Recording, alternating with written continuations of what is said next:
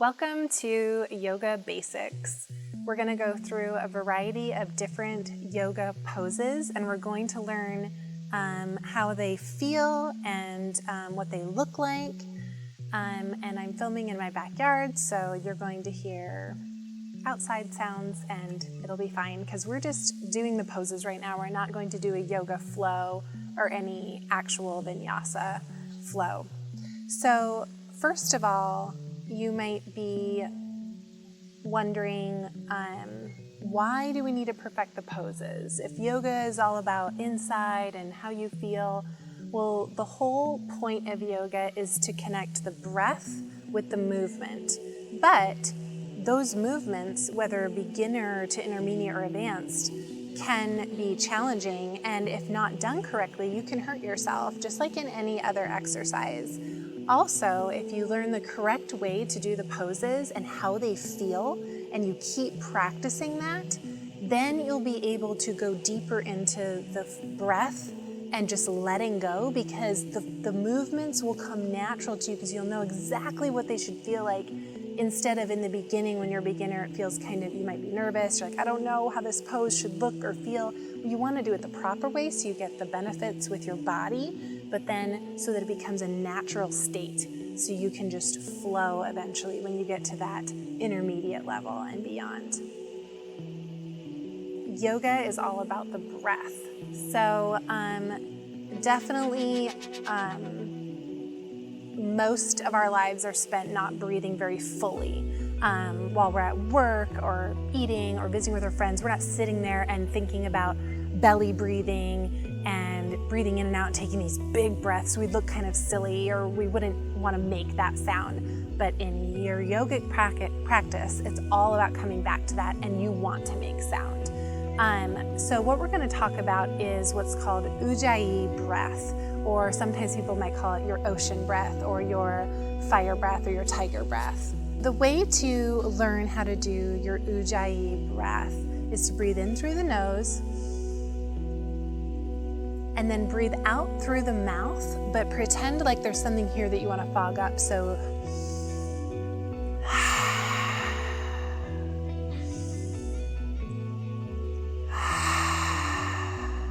and when you're breathing in, you want to fill the abdomen, so, and out.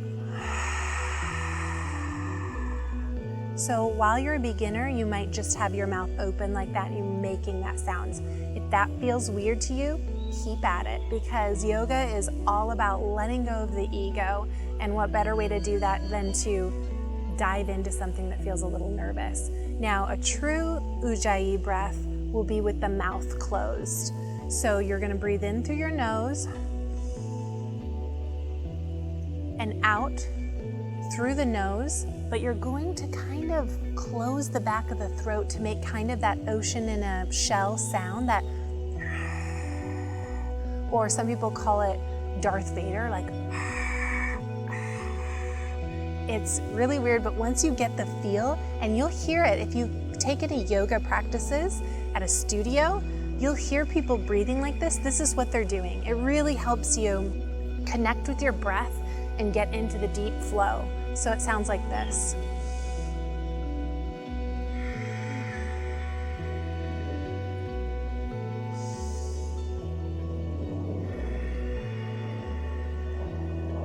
Just letting the air kind of flow around back there. It feels very warm and hot.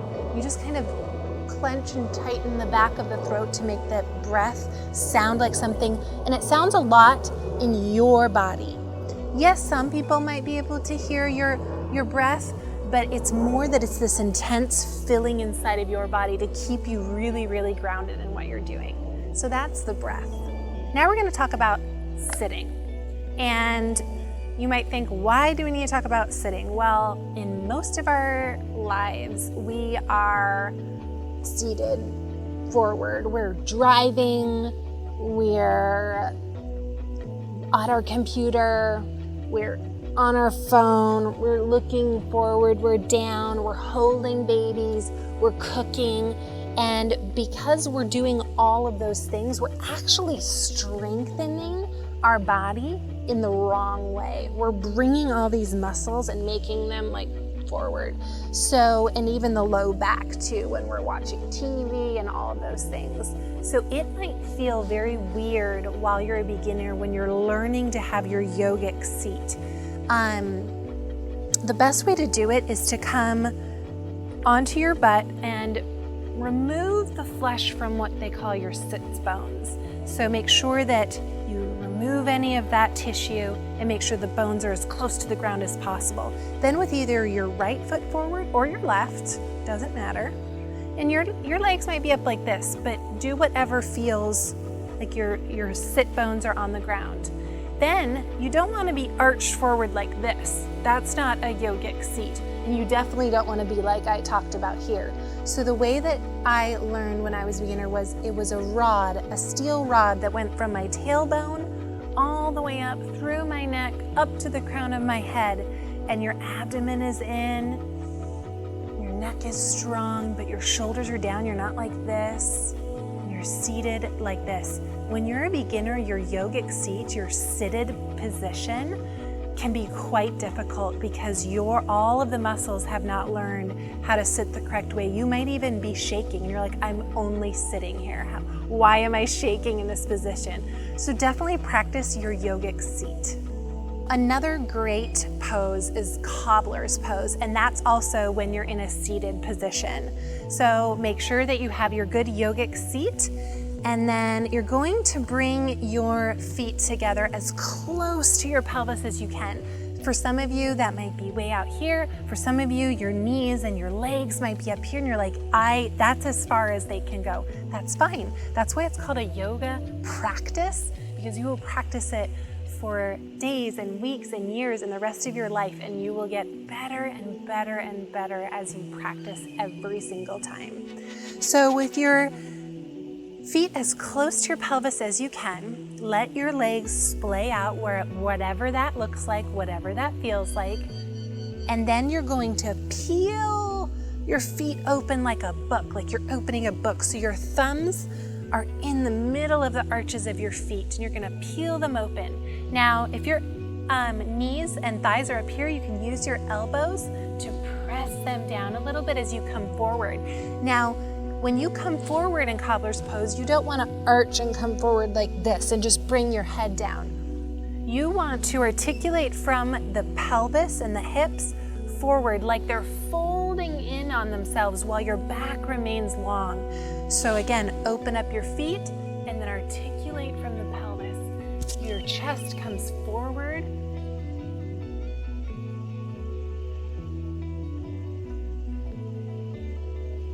And then you just breathe in cobbler's pose. It's a really great hip opener and inner thigh opener. Really, really great for those of us that sit in an office chair all day. You stay here for however long the yoga instructor or your flow calls for. When you come out of cobbler's pose, you might feel a little weak in the legs. So definitely always lift your legs up with your hands from cobbler's pose and squeeze your knees together. And usually what feels good right afterwards is hugging your knees and letting your neck float down. Now let's talk about cat-cow. Cat-cow is going to be a part of practically any yoga practice or flow that you do. It is easily one of the easiest and shortest poses that you get the most benefit from. If I don't have time to do a whole flow, on any given day, if I can do some cat-cows and some stretching, I'll feel so much better. So to get into cat-cow, I'm gonna go to the side so you can see. There's a lot of things going on in this position, so it's really, really, really important for you to understand everything that's going on in this position so you don't hurt yourself and you're able to do it the right way. So wrists are directly under your shoulders. Knees are directly under your hip. Your abdomen is tucked in tightly, and your toe mounds, your big toes are pressed down into the mat. Now, The hands and the wrists, they're not passive. They're not just holding you up. Your arms are holding you up. You're very strong in this position, and your weight needs to be in all of the mounds of your hands and your fingers. So it's like you're rooted. Your hands are these like roots, and your arms are these roots. You're not just like, ugh. You are so strong in this position. And there's a rod coming from my neck. Now to go into cow, you are going to breathe in and let the belly distend way down, and the rear end arches up, and the chest and the heart pretend like there's that beam of light that's floating up. The fronts of your elbows are kissing forward, however you're able to do that. This should feel really good. You might even feel some movement when you're doing your cow. You might even feel some cricks and cracks in your back, and that's good. Just breathe through that movement. And then when you breathe out, that's when you go into cat, like a scared cat. You're going to arch the top of your back, really push the mat away with your hands, and the abdomen is sucked in, it's tucked in.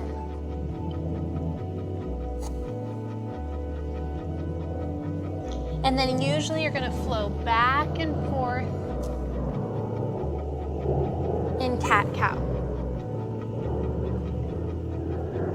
I'm going to go into some movements where you're laying down flat on the ground on your abdomen. And we're going to talk about Sphinx and Cobra.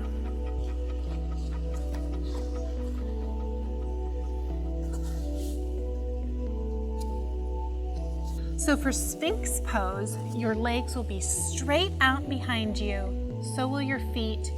Everything will be strong. Nothing is passive in yoga.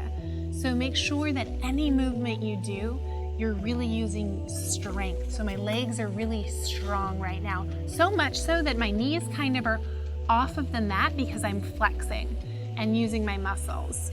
So for Sphinx, the backs of your legs will look like that, and then your elbows will be right underneath your shoulders, and then your hands will be straight down on the mat, and then it's like you're pulling yourself through quicksand or through jello, and you're not coming up, it's more that you're coming forward. So you're coming straight forward, and you really pinch your shoulder blades together and breathe in this position with your neck and your chest pressing forward.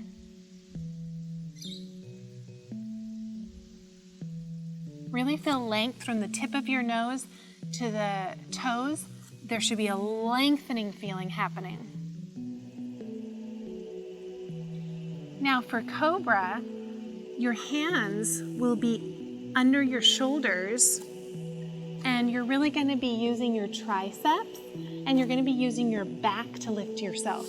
You're not going to really be using your hands. Your hands are there to support you, but pretend if you could lift your hands up in this position, you would still be in the position. So for Cobra, hands under the shoulders, and use your back muscles and your triceps to lift yourself up. So baby Cobra is about like this, and this is full Cobra. You can see my triceps are engaged. Again, my legs and my feet are all strong, but my hips and my pelvis are still on the mat, which is very different than upward dog. But for basics, for yoga basics, you'll probably just want to stick with Cobra. And breathe. Again, that beam of light coming out of your chest. Okay, so for down dog, I know that everyone thinks they know this position. This position is needed for basics, yet is a position that can take the longest to perfect. It truly, truly can. So don't be hard on yourself and just keep practicing. As long as you know the intention or the end goal of this position, eventually your practice will get you there. So usually from a beginner or a basic yoga flow, you'll probably get into downward dog from being on all fours or from being on plank. So we'll get into all fours, and I'll show you how to get into downward dog from all fours. And remember, The point of downward dog is to look like an upside down letter V, not a U and not a slanted V, a V. So from all fours, this is how you would get into downward dog. So you're in all fours here, and your hands are directly under your shoulders, your knees are directly under your hips. So to get into proper down dog, your hands are gonna come about 1 hand length forward, and your toes are gonna be on the mat, and then you're gonna lift yourself up. Now, immediately from this position, you're going to bring your foot 1 foot forward, 1 foot forward about, and you're gonna pedal it out. Always pedal out your first downward dog. Pedal it out, really push into the right and the left side, then you're gonna settle into your proper downward dog. So your sits bones are gonna be pushing up towards the sky, and your arms and your shoulders are gonna be long, straight rods. If your heels can't come down to the ground, try to bend your knees a little bit, but still push them towards the ground. You're gonna breathe in this position and keep perfecting this position. When you're in down dog, always try to keep perfecting it. Let your head go, breathe, make sure your abdomen is really pressing towards your spine. It should be engaged. Just breathe in this position. Now we're going to talk about a forward fold and a hanging position, which is really good for stretching the backs of the legs. Usually you get into a forward fold or this kind of like hanging position from downward dog. So let's go into downward dog, and then we'll go into that forward fold.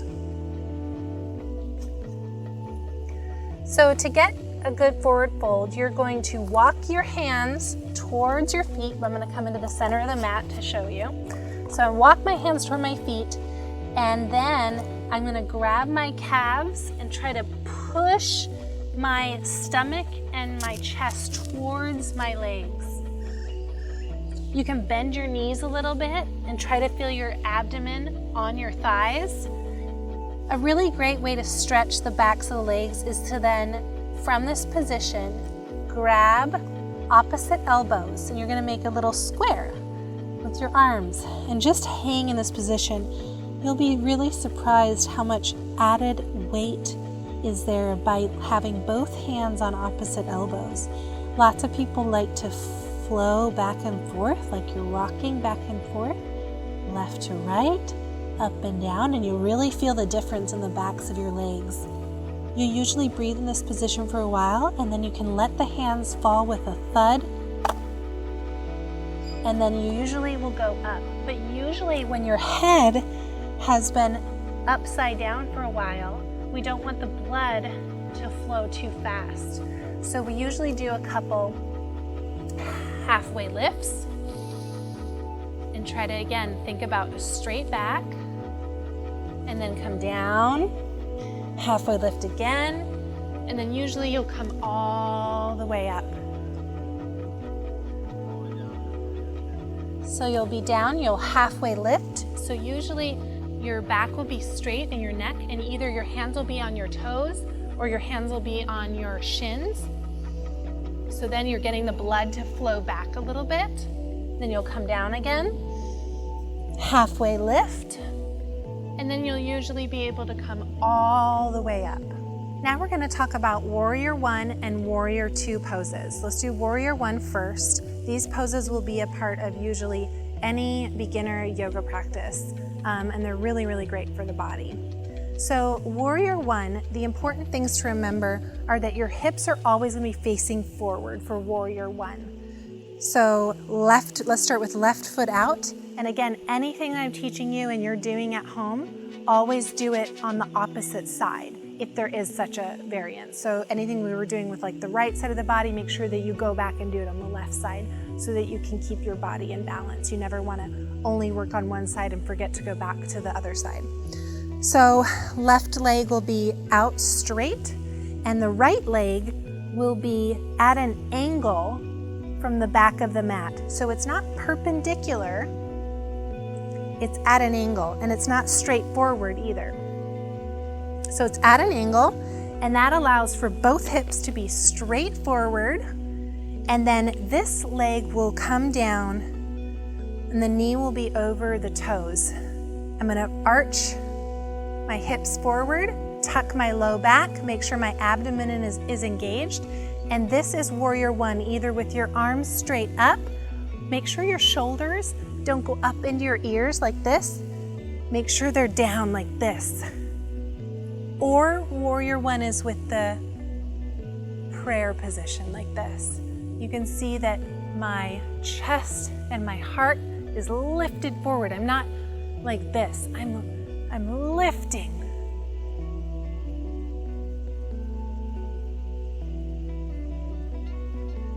Then for warrior two, you're going to change this back leg and it will become perpendicular so that the hips can face the opposite direction. And usually warrior two is when the hands are straight out. So sometimes you get a little wonky with your hands, and the best way I have found to make sure that they're straight is to lift the palms up and then down. It kind of straightens everything out. And your arms need to be long and strong. So if someone were to come by and push on you, you could stay straight.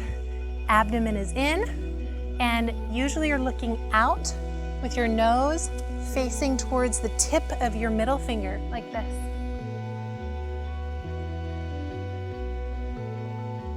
Okay, now we're going to talk about some balancing poses, and we'll use tree pose as the balancing pose. Again, this one is a very common pose. It's seen in all the yoga posters and calendars and on videos and covers of DVDs and things like that. But again, there's more to it than meets the eye, and I want to teach you the proper way to do this. So with any balancing pose, you have to find your focal point. So that's called a drishti, and it is the area that you're going to gaze at and put all of your intention in that area and have that be the focus. You can breathe, and you have to pick a thing out in front of you that is not moving. So a doorknob or the corner of a windowsill or something like that. So we don't want it to move. So if you're outside, don't pick a leaf or something like that that could be floating in the wind.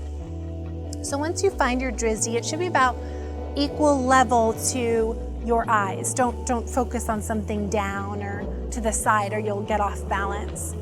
So what you want to do before you even go into any balancing poses is you want to ground yourself. So usually I lift both of my legs, get them about hip distance. I lift my toes, put those down, so you're really feeling every single thing that you're doing and feeling that your feet are rooted into the ground. Your hips are jutted forward, your abdomen is pulled in tight, your shoulders are strong and back, and you feel so grounded in this position alone, and you're not even balancing. You feel so grounded. So then to get into a balance, let's put all of the weight in our left leg, and by doing so, we're gonna just pick our right foot up and just put our toe down. Now, your left leg I want to be fully engaged, your abdomen will be brought in tight, and then you're going to be able to do some balancing with this leg. Whatever you do, we're gonna do tree pose, but this leg is really strong right now. So the thing about balancing poses, and especially tree pose, is I want you to pretend like there's a plexiglass in back and in front of you. You're between two walls. So this knee can't be like out in front. It has to be in the plexiglass. The simple tree pose is putting the foot along the bottom half of the leg, okay? So let's get into that position and finding your drishti and breathing in this position. You might feel a little shaky because it's gonna be a lot of work to make your hip push that knee out so you're in that really straight plexiglass. Now, another variation is going to be having the foot higher in this thigh area. Never put it on the knee. Never put it on the knee joint, ever. So if you want it on the thigh area, sometimes you'll lift the foot up to get it into place. Again, make sure the knee is out. You're in that straight plexiglass. And balance. So you can do any sort of movement like that. Another good thing to do, again, remember, do it on the other side, but another thing to do for balancing is to get into that grounded position and then do a lot of movement with one of the legs. For instance, I like to do following the foot with the clock. So if I have all the weight in my right foot, I'm going to have this foot go out and meet 11 o'clock, and then 10 o'clock. My abs are pulled in tight. 9 o'clock, 8 o'clock, 7, 6. So then with each movement, you have to feel how you're balancing and how your abdomen can pull everything in. And then you do the same on the other foot. And with that movement, it adds a little bit of difficulty to get your balance into place. All right, another basic movement is chair pose. And chair pose is really great for the thighs and for the glutes, but it really works all of your muscles. Like any yoga pose, as you're maybe starting to learn, if you're doing them the proper way, you'll be engaging every single muscle in your body. You should never feel like you're only using your arms or only using your abs or only using your legs, or you're most likely doing the yogic pose the wrong way. Your entire body should be engaged every time you're doing these poses. So for chair pose, your legs are going to be zippered together, and then you're going to bring yourself down like you're sitting in a chair. Now, the difference between this and maybe like squats and like aerobics or things like that are two things. One, the legs are zippered together, and you cannot arch your back like this. Again, because why?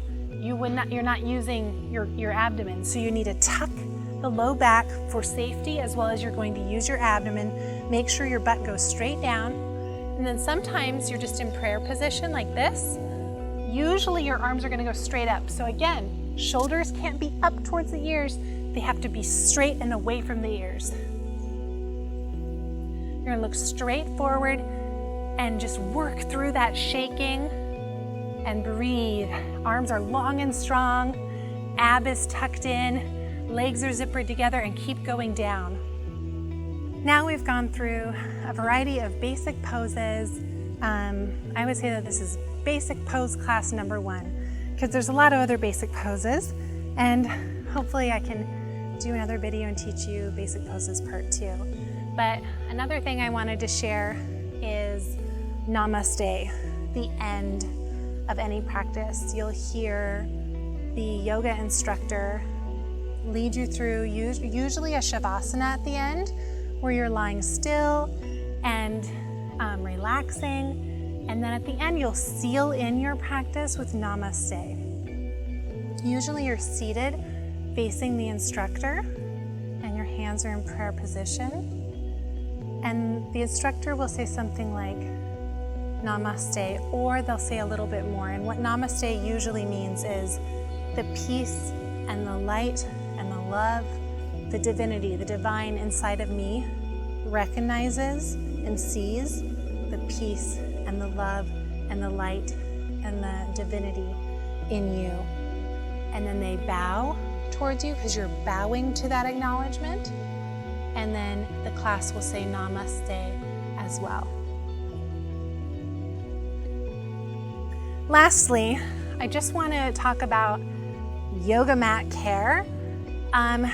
Depending on where you do yoga, whether it's in your house or you take it outside or you go into studios, this is something that you want to keep clean. Your hands, your face, your body will be on this yoga mat. So yes, definitely invest in maybe some yoga cleaner, but a really good thing to do between yoga mat cleaning is to fold it the proper way. So sometimes people will get yoga mats that are different colors on either side, but usually what people do is they just roll their mat up.